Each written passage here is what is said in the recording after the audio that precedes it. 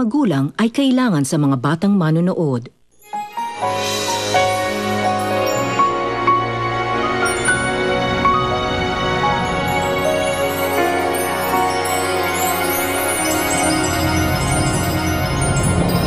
Siyang dalhin sa Maynila, pero wala kaming pambayad sa ambulansya. Tulungan mo siya! Last time I checked, wala na akong kapatid na lalaki. Naman sa kapatid mo! Ayos na ang last will and testament. At saka ang isa pa, may gusto kong sabihin sa'yo. Nakita mo kami ni Sharon?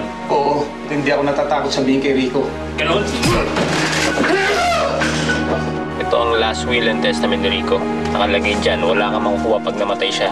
At kay Bea, mapupunta lahat ng kayamanan niya. Gusto ko makausap si Daddy. Sana rin hindi na siya ganit sa akin. Dahil dyan, hindi mo siya pwedeng patayin. Kaya ito, isaksak mo to sa kanya. Ano to? Hindi mamamatay si Rico dyan. Mababaliw lang. Ginagawa mo rito. Sorry, Rico. Kailangan kong gawin to. Bakit walang gwardya? Bukas pa yung gate. Daddy! Anong ginagawa niyo dito? Tita, kailangan ko pa makausap si Daddy. Wala dito, daddy mo. To, umalis na nga kayo. Tita, hindi pwede. Kailangan ko ni Darwin ng tulong. Ma'am, kailangan mo na po kayo lumabas. Kung gawin niyo ang magagawa niyo, iligtas niya ang buhay niya. Nabaril po si Darwin. Nagmamakaawa po ako sa inyo. Kailangan po kayo ng anak niyo. Sige, tutulungan ko si daddy. Pero sa isang kondisyon, lalayuan mo ang anak ko. Kapalit ng buhay ni Darwin. Pahig na po ako. Ayoko meron kang pagsasabihan tungkol dito, ha? Mauna ka na sa ospital. Susunod ako. Pagdating ko doon, gusto ko wala na kayo doon.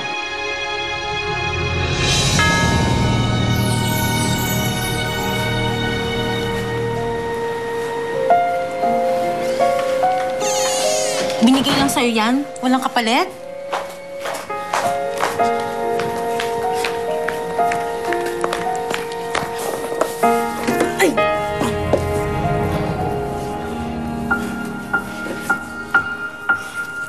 Hello, Mayo. Hello. Sigurado ka bang hindi ka agad magigising to? Hindi yan. Ang dami kaya ng sinaksak mo. Sigurado ka sa gamot na to, ha? Babaliwin lang natin si Rico. Hindi siya dapat mamatay. Oo, ariplado yan.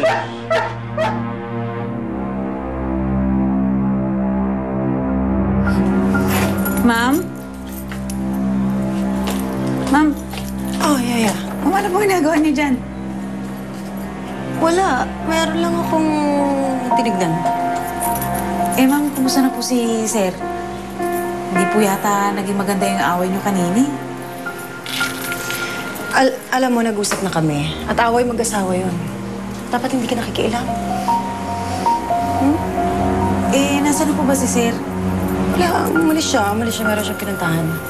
Sandali muna. Nasaan ba si Julia? Natutulog na po. Sige. Bantayan mo na lang siya. At huwag kang magpapapasok ng tao dito, ha? Sige Meron po. lang ako pupuntahan. Okay, ma'am.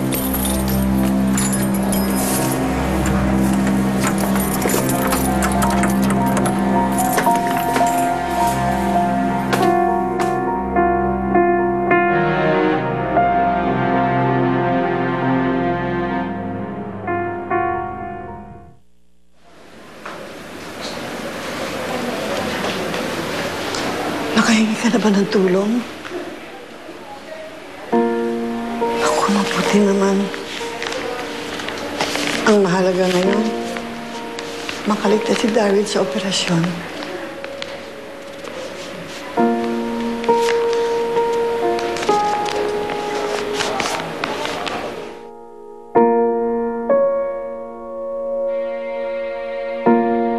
Diyos ko, tulungan niyo po si Darwin.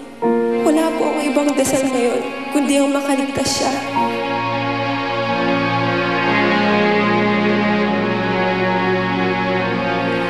Alam niyo po kung anong tunay kong nararamdaman para sa kanya. Pero alam ko po, kailangan ko siyang layuan. Pagalingin niya na lang po siya. Diyos ko, sapat na po sa akin yun.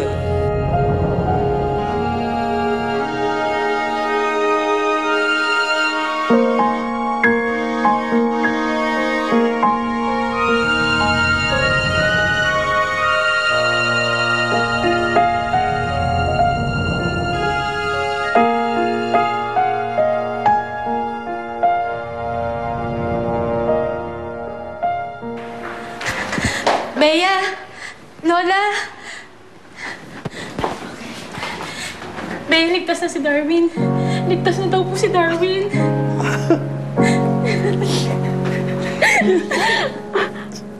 Salamat sa Diyos. Lola, ligtas na siya. Salamat sa Diyos.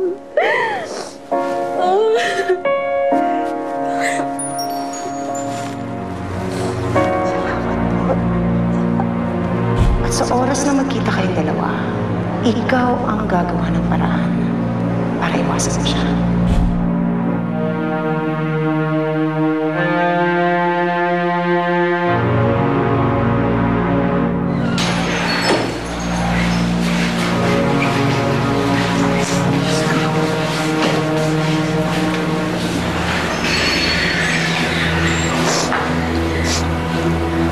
Darwin.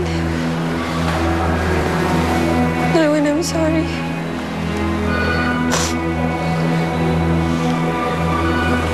Pero kailangan ko ito pa rin yung usapan namin ng nanay mo. Hindi ko masasabi sa iyo ito.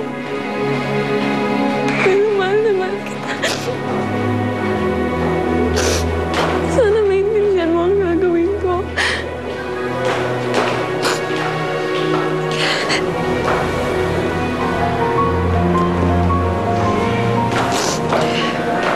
Bea,